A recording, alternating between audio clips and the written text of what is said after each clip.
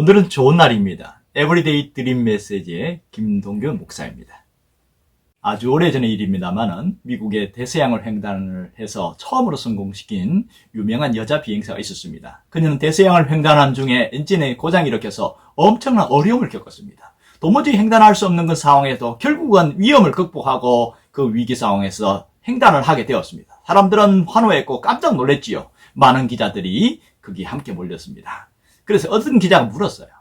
당신은 엔진 고장을 일으켰을 때 위급한 어려운 상황 속에 어떻게 견딜 수 있었습니까? 그녀의 대답은 아주 간단했습니다. 그거요?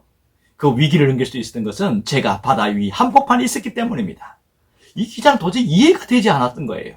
조금 자세히 설명해 주면 좋겠습니다. 그건요.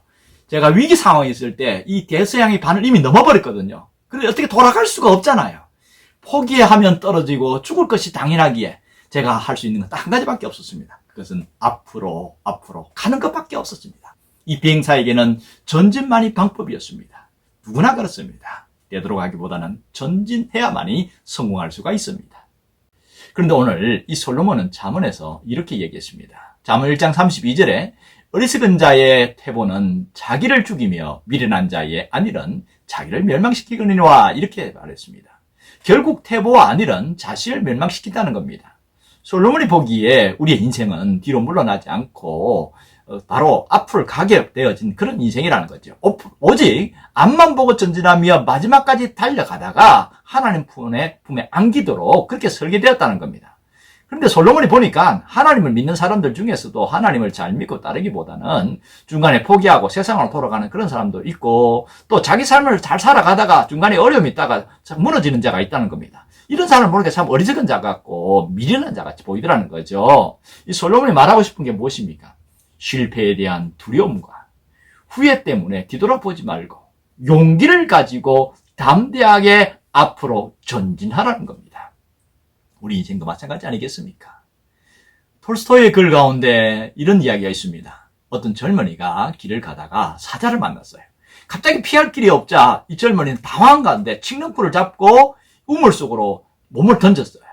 젊은이가 보니까 다행히 거기에서 살아남긴 했는데 바닥을 보니까 바닥에 우글거린 독사들이 있어서 깜짝 놀란 거죠. 위에는 사자요, 아래는 독사가 떼가 있고 이 절박한 상황 속에서 다시 위를 쳐다보니까 아이고 흰지와 검은지가 왔다 갔다 하면서 칡렁쿨을 갉아먹고 있는 거 아니겠어요?